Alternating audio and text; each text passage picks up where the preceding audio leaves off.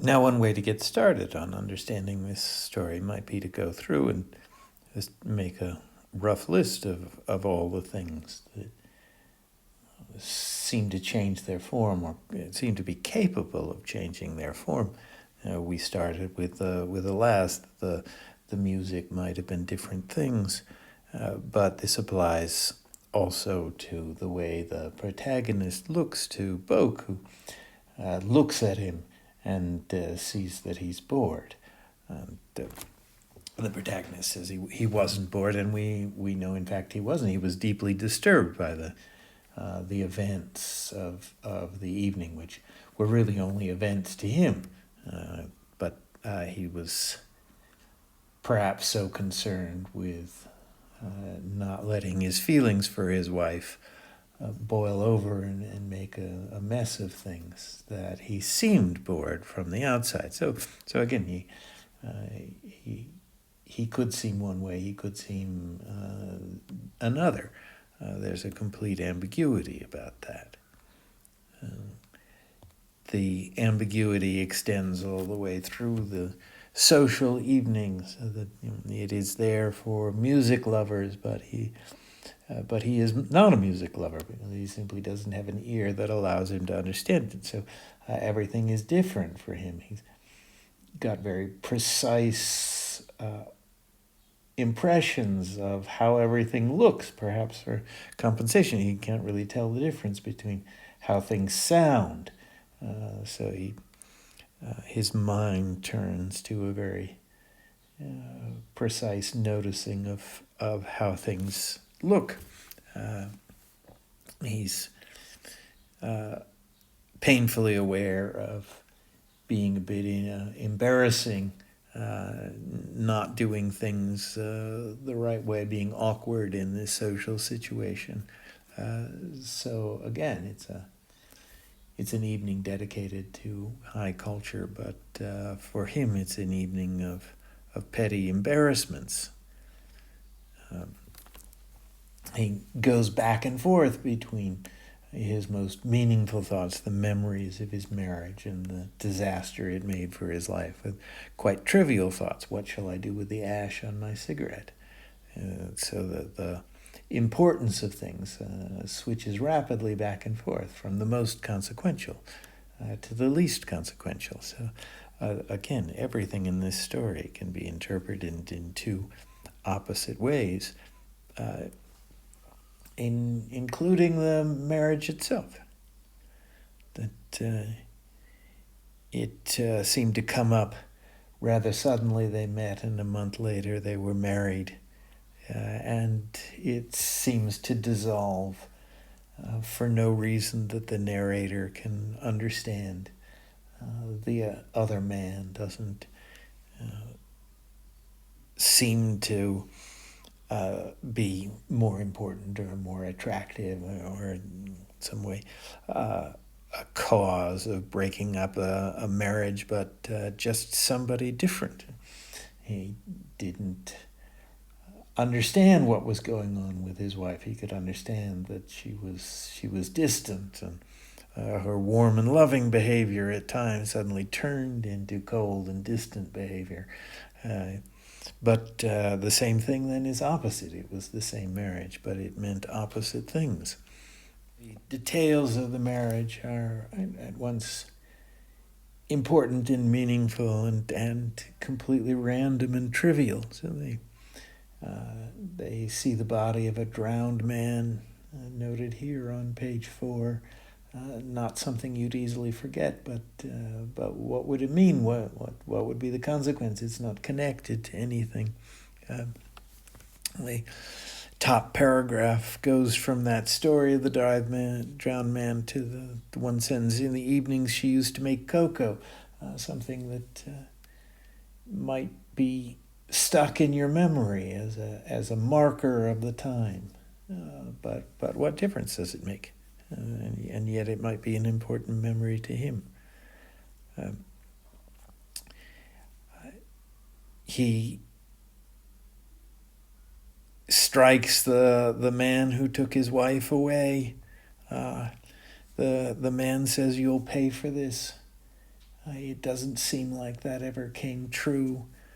So the words point one way, the reality is different. They seem to be caught between sort of old-fashioned 19th century morality, where this is the disruption of a marriage, the end of a marriage, and infidelity is a matter of the greatest consequence. One might have to fight a duel to defend one's honor. That would be the old-fashioned way. But perhaps everything is worked out more in the modern way. We understand humans are humans. Sometimes they change their minds. Sometimes their feelings change. Things break up. It's hard to say why it's necessary for a marriage to last forever.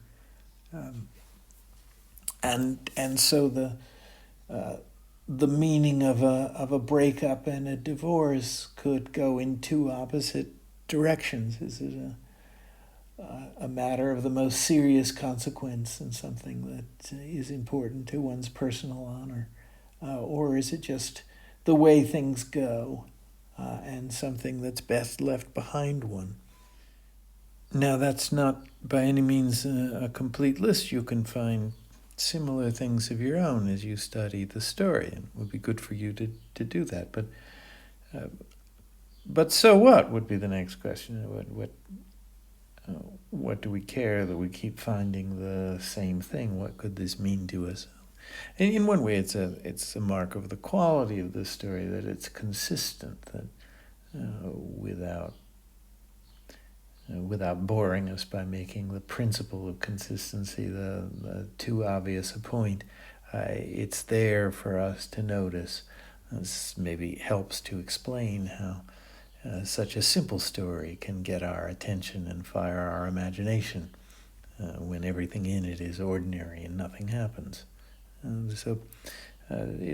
Finding those consistent things would be part of appreciating the artistry of the story. But we might say that it's an accurate description of the confusion that we seem to live with in modern life. And perhaps the modern part urges us to overlook and perhaps even deny this. It was Descartes' promise that somehow the modern world was going to make more sense than the ancient world. That we'd be able to interpret things correctly. And Locke, too, and the other modern thinkers. And Locke says he teaches how to let go of the questions that can't be answered and ground ourselves, give ourselves a firm foundation in the things, the distinctions that really matter. But perhaps this is a better description of what our life is like. Full of confusions about what things mean and which way they ought to go. Perhaps it's time for us to recognize that those modern promises have not been delivered. One similar feature of this story is that you will notice throughout that the signs, the pointers, the representations of things seem to compete with reality. With the things that they signify. So, to look at the details of the beginning, the events are quite ordinary. He arrives at a party. There's a servant to take his coat and to hang it up. He looks in a mirror and adjusts his tie. Just what anybody would do in this situation. And we can see that it's described in somewhat artistic ways, so that the events are not told in that direct, boring way I just did, but with clever variations. And then the clever variations seem to fit the deeper themes of the story. So first there are coats of both sexes. And of course, we know what we mean. Of course, a coat does not have a sex, since the coat is not alive. So there's no reproduction. But men have coats that are different from women's coats. And so we know what he means when he says it, and it's enjoyable because he says something in a newer and fresh way. But then we begin to think of the coats, which of course are just outer coverings, as showing what's underneath, or signifying, being a sign for what's underneath, and perhaps having a certain reality of their own. These are not codes that are signs for the sexes, but in the way he says it, they have the sexes. And then the second sentence, Victor's the protagonist. Victor's reflection in the hall mirror straightened the knot of a reflected tie. Right? So of course that's not what happened.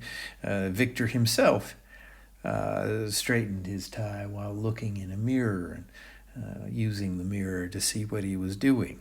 But the novelist talks as though it's the image that's the real thing in doing the action.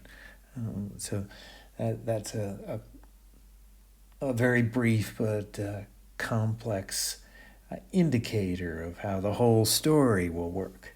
It's all Victor is having almost a debate and dialogue, almost a relationship with his own thoughts and ideas.